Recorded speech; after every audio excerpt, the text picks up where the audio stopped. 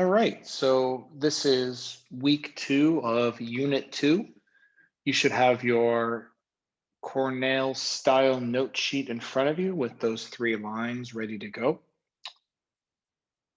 Today we'll be talking about the different types of elements on the periodic table.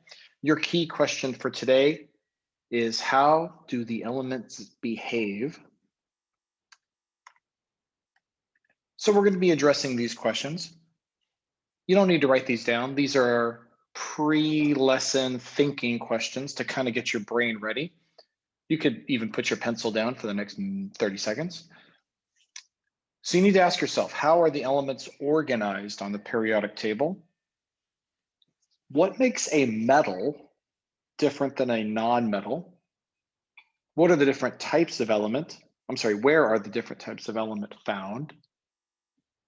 And what properties give metalloids their name? So just see if you can answer these over the course of the lesson. We'll come back to these at the end. All right, so let's start off with a attention grabber video. I want to ask you a question. If you see this block and this gloved hand right here, I want you to ask yourself, why would this piece of metal do this? Keep throwing it. Oh, explosion! I need a slow motion video. Hold on. Wait. We are recording. Go from the dock. Wait. Can you want me to throw it real far? Hold on. Wait. Can I throw it real far or no? This is sodium. Sodium. That's fine.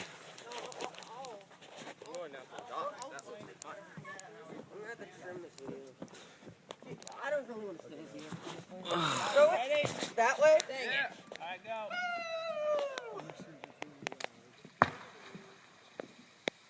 Oh, jeez. Catches on fire fire and then it explodes. Yeah!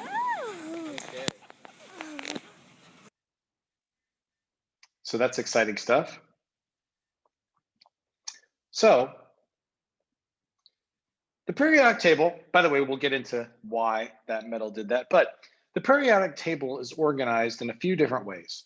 The first and most simple way is basically into metals, non-metals, and semi-metals. Now, the reason I put semi-metals there is because it kind of rhymed with the other two, but really, for my purposes and for what you need to know is, from now on, they're going to be called metalloids. And we're going to get back to them. But first of all, in order to understand how these different elements behave differently, we need to know some key terms and what they mean. So you can write these down right now. We're going to go into more depth here in a second, but we need to know how they relate or how they act as it relates to conductivity. And basically that means the ability to conduct heat and electricity. We need to know what they do in terms of malleability, is how you say that word, malleability. And that's the ability to change shape instead of breaking. Luster is how much it reflects light, and we'll get into that. And then opacity, basically how much light gets blocked on the way through. So let's start with conductivity. Something is electrically conductive if electric current can flow through it easily. The best example of that is from your life, where you have an electric plug. An electric plug plugs into the wall. If you ever stop and look at the electric plug, the tips or the little pieces that come out of it are metal. Then you have another type of conductivity. It's called thermal conductivity, which has to do with heat. A good thermal conductor moves heat quickly so it doesn't melt or burn. And so the example of that is, I can take a metal pot and put it on a burner on a stove, or a metal saucepan, as you can see in this picture. I could put that on the stove and it will not catch fire and it will not melt. Instead, it conducts the heat. Conducting just means move. It moves the heat into the water, and as you can see in that photo, the water is boiling. Ask yourself right now, what would happen if instead of that pot being made out of metal, what if that pot was made out of wood? What do you think would happen? I think the wood would probably, if it's really thick wood, it would just get warm and maybe the bottom side would turn black because it burned. But if it was thin wood, it would actually probably catch fire. All right, so malleability. Now, that's a really fancy word, and I don't want you to get intimidated by it, but something is malleable if it can be bent into a shape without breaking. So I want you to think of the word mallet when you think of malleability. Another word for a mallet is basically a big hammer. So ask yourself, can I hit this with a hammer and have it survive? If yes, it is malleable. So again, some examples from your life. If I have a glass, like for drinking water in front of me, and I hit that with a hammer, do you think it will break? Yes. So the fact that it will break means it is not malleable. Malleable things will not break. So in other words, malleable means you can hit it with a hammer. Also one other thing, if an object is malleable, it's usually also ductile. Ductile just means, it's a fancy word. It just means I can pull it until it stretches into a wire. Now, the next one is luster. Again, luster is a fancy word. It just means that it reflects light. You would call something with luster, you would basically call it shiny. So think of something that has luster in your life. Those things are shiny. You would say, oh, look at that thing, it's shiny. So things with luster do not create their own light, and they do not allow light to shine through them. So one example of that would be if I held up a piece of paper over a flashlight, the light would go through the paper. The paper is not shiny. You would never say paper is shiny unless it has glitter on it. So luster just means shiny. I should say reflecting light. So for example, not everything with luster is pretty. So I don't want you to think that everything with luster glistens in the light. If you drive down the road, a metal road sign, as you drive and your headlights hit the metal road sign, it will reflect the light back. And I don't know of anyone who thinks a metal road sign is pretty. And then finally, opacity or opacity. And basically that's the amount that light gets blocked from passing through something. The higher the opacity, the less light makes it through. So that's the opposite of something that is translucent, like clear plastic or a piece of paper. The light can get through, but not all of it. And then you have another thing called transparent. That's a clear glass or even the air around you. Another way to say transparent is invisible. So opacity means light will not go through. So why does all this matter? There's a video here to show you why. You must have all heard the terms metals and non-metals.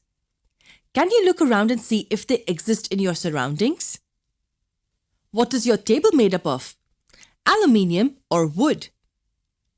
What about the phone or the laptop you're viewing this video on? Is it made up of metals and non-metals? As a matter of fact, it is. Almost everything around will be made up of either a metal or a non-metal. But how do you differentiate between the two? Is it as easy as the difference between the two colors, black and white? Well, for that, let us look at the physical properties of each category in detail. Let us take, for example, the ornaments. Any of the ornaments will do. What do you have to say about them? You will observe that most of them are made up of gold or silver. Let us look at them closely. Do they have a shining surface? Or even the aluminium utensil in the kitchen? Does it shine? Of course, both gold and aluminium have a certain shine. Do you know what this shine is called? Well, it is called luster, and as both gold and aluminium are metals, this is known as metallic luster. Now we know that metals have a metallic luster. It is the amazing property of metals to be beaten into sheets. And we call this property of metals as malleability of metals. Most metals can be beaten into thin sheets. Do you know another important property of metals? Have you ever seen copper wires or thin gold wires used to make jewelry? Metals, by nature, can also be drawn into wires. Do you have any clue as to what this property is called? It's called ductility of metals. The ability of metals to be drawn into wires is called ductility. There is an amazing fact I want you to know. A single gram of gold can be drawn into a 2-kilometer long wire. Isn't that amazing? Metal utensils are used for cooking, aren't they? Why do you think they're used for this purpose? Which energy do we need to cook food? Heat energy. Correct. We need heat energy to cook food, and metal utensils are good conductors of heat. They help transfer heat evenly through the entire surface and provide even heating. No doubt, most metals are known to be good conductors of heat. Do you know the two best conductors of heat? They are silver and copper. Two other metals like lead and mercury are comparatively poor conductors of heat. Electric wires were also made up of metals, right? Why is that? It's because they are good conductors of electricity too. If we have a battery and a bulb connected in a circuit with a metal wire, you will see that the bulb will glow when the switch is closed. And because they are good conductors of electricity, they are coated with rubber-like material. This rubber-like material acts as an insulator which protects us from being electrocuted if we touch the wire by mistake. In a nutshell, non-metals like carbon, iodine or sulfur do not have luster. They do not shine and are brittle in nature. What do we mean by brittle? They cannot be beaten into sheets or wires as most of them turn into powder when hit by a hard substance. Non-metals can also be gases like oxygen, hydrogen or solids like carbon, sulfur, etc. Non-metals do not conduct heat or electricity, and they do not produce that sound when hit against a hard surface. So isn't it easy and simple to differentiate between metals and non-metals only on the basis of their physical properties? Yes, it is. So now, based on what you know, based on what we know about metals and non-metals, and when you think of these, use your real life experience. You have things in your life that are made out of metal and non-metal. Plastic would be non-metal, and most metals are made out of metal. So let's test yourself. So think of substance A. It's a mystery substance. I'm not going to tell you what it is. And I want you to ask yourself, ready? If it crumbles in your hand, when you put it on a burner, whether it be on the stove or in a science lab, it very slowly warms up. So it gets warmer, but very slowly. And then it looks dull when placed under or looked at under the bright lights of your lab. What type of element do you think that is? Give yourself, 10 seconds to think about it. Is that a metal or is that a non-metal?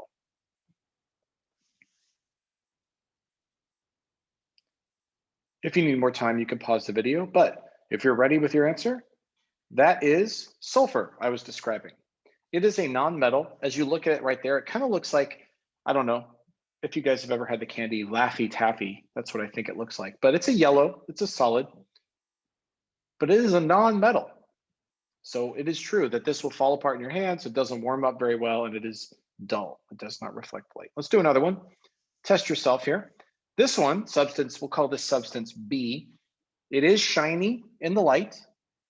You dropped it on the ground and it did not shatter or break. And then when you connected it to a battery, it made a light bulb light up. So what type of element do you think that is? I think it's pretty obvious, but it is a metal. And this particular one I was describing is aluminum. That's a picture of raw aluminum there. Very shiny, as you can see. All right, so where do you find the metals and the non-metals on the periodic table? Well, first of all, the metals are the most plentiful, or they have the most elements in their group. You could see all the metals in blue there. If you want to, you could take the time to kind of make a basic sketch of the periodic table and identify where the metals are. If you don't want to do this in your notes now, that's fine. We are going to have an assignment coming up where you're going to have to do that. So if you want to do it now, pause the video and you can make a sketch of this and you could identify where the metals and non-metals are. The non-metals are the yellow elements to the right. And it's pretty obvious that there's also another group right there. They're kind of the orangish pinkish color. And those are something else. Those are called the metalloids. A total of 7 elements have properties of both metals and nonmetals, and they get two names. I mentioned it earlier, but you can either call them semi-metals. Semi just means almost or partially metals. So they're kind of trying to be metals, but they're not quite there. But I think the word that I'm going to wind up using the most and you're going to hear the most is metalloid. They create something called the stair step on the right side of the periodic table. And as you look at it, look at the highlighted section there in yellow. You can see, I mean, it's very easy to see why it's called a stair step. If you look at AT, number 85, astatine, and you just walk up and to the left, you eventually get to boron, and it really does look like you're walking upstairs. So the metalloids are the stair step. Now, let's break it down even further. Amongst all of the metals, and there were a lot if you remember, there are 3 different main types of metals. The first one are called alkali metals. They are the reactive ones that explode in water. So the video you saw earlier of the guy, the teacher, throwing a brick of sodium into the water. Sodium is an alkali metal.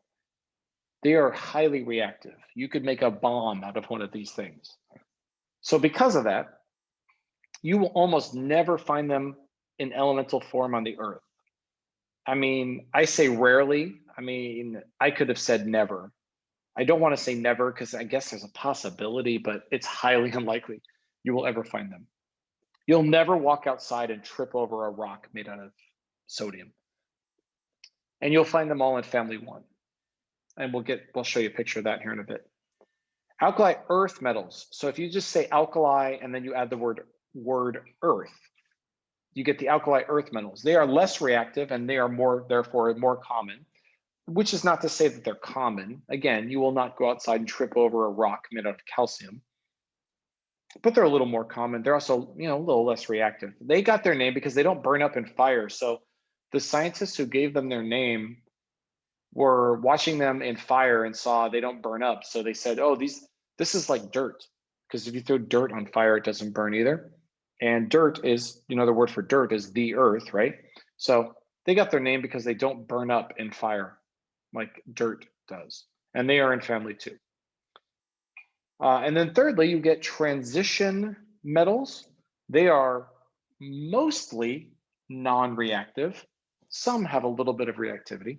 They are very common. These are the ones that you've basically heard about. So gold, silver, lead, iron, the copper, the big metals. If you've heard of a metal, it's probably a transition metal. They're in the middle of the periodic table between families 2 and 13. I will mention real quick, you've heard of something called steel. That's actually not an element. Steel is a alloy, or it's a mixture of different things. Actually, it's not an alloy, but it's a mixture of different things. And you'll learn about that, or I'll show you that here in a second. But now, so let's break down the types. I did leave off the alkali metals because honestly, you already saw them blow up and explode, and that's basically what you need to know about alkalis. But let's move on and let's talk about the other 2, alkali earth and transition metals. So here we go. I'd like to talk about the alkaline earth metals. The alkaline earth metals are found in group 2 of the periodic table. They include beryllium, magnesium, calcium, strontium, beryllium, and radium. The alkaline earth metals share several common properties. They have low density, they are silver and soft metals, they are ductile and malleable, they react with halogens and water. Alkaline earth metals are reactive, but not quite as reactive as alkali metals. This is because they all contain 2 electrons in their outer shell. Because they are reactive, they are usually found in nature in compound form. Here are some common uses for the alkaline earth metals. Strontium compounds are often added to firework displays for their red flame test color. Calcium is used by our body for our teeth and bones. Magnesium is used in antacid, and beryllium is used in light bulbs. So there we go. Group 2 alkaline earth metals. They each have 2 valence electrons and share other properties. Which group of elements are mostly silver, sometimes gold, and sometimes even liquid? The transition metals are the elements found in groups 3 through 12.